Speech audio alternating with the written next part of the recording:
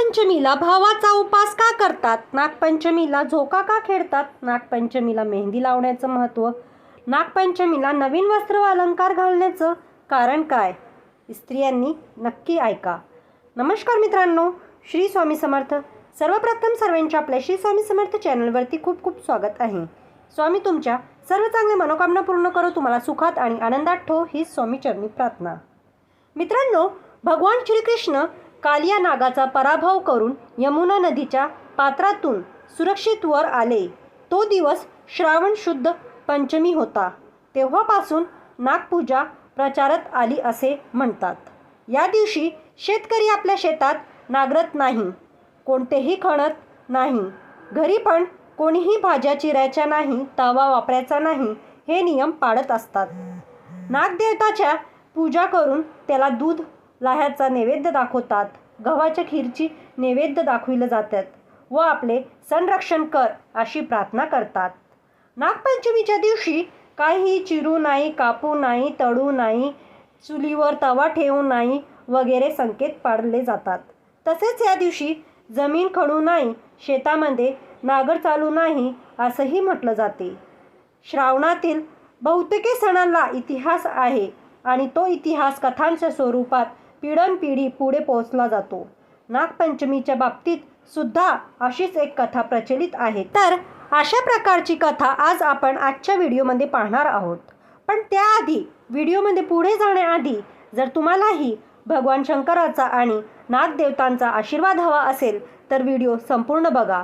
व्हिडिओला एक लाईक नक्की करा आणि चॅनलला सबस्क्राईब करा आणि कमेंट बॉक्समध्ये हर हर महादेवचा जयघोष करायला विसरू नका. तर ती कथा अशी की एका राज्यात एक गरीब शेतकरी कुटुंब होतं. त्या शेतकऱ्याला 2 मुलं व 1 मुलगी होती. एकदा शेतात नांगर फिरवत असताना शेतकऱ्यांकडून नागाची 3 पिल्लं चिरडून मरण पावतात. मरण पावलेल्या पिल्लांकडे पाहून नागिनीने आक्रोश केला. त्यानंतर नागिनीच्या मनात त्या शेतकऱ्यांविषयी सूडाची आग धगधगू लागली. एका दिवशी तिने शेतकऱ्यांच्या सूड घ्यायचे ठरवले. रात्री अंधाराचा फायदा घेऊन नागिन शेतकऱ्यांसह त्याची पत्नी व 2 मुलांना डसली. दुसऱ्या दिवशी नागिन पुन्हा शेतकऱ्यांच्या मुलीला डसण्यासाठी तिच्या घरी आली. परंतु नागिनीला पाहताच शेतकऱ्यांची मुलीने नागिनीसमोर दुधाने भरलेली वाटी ठेवली व तिची क्षमा मागितली. शेतकऱ्यांच्या मुलीची श्रद्धा पाहून नागिन तिच्यावर प्रसन्न झाली. त्यानंतर नागिनीने तिचे आई वडील व 2 भाऊ यांना जिवंत केले. तो दिवस श्रावण शुक्ल पंचमी.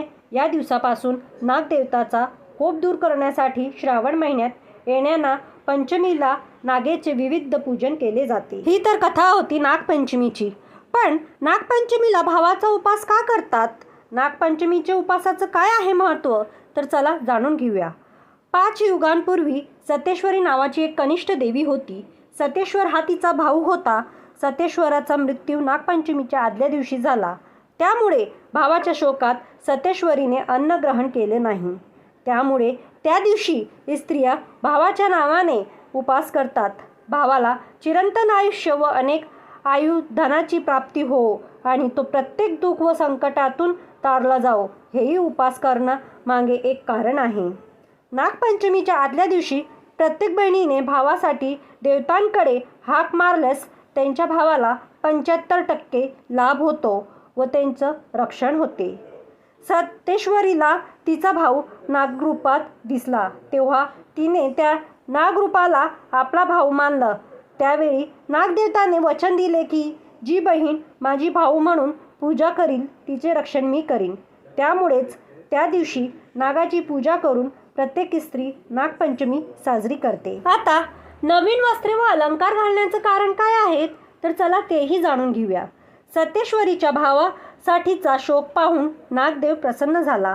त्याने तिचा शोक दूर करण्यासाठी व तिला आनंदी करण्यासाठी नवीन वस्त्र परिधान करण्यासाठी तिचे निरनिराळे अलंकार देऊन तिला सजवलं.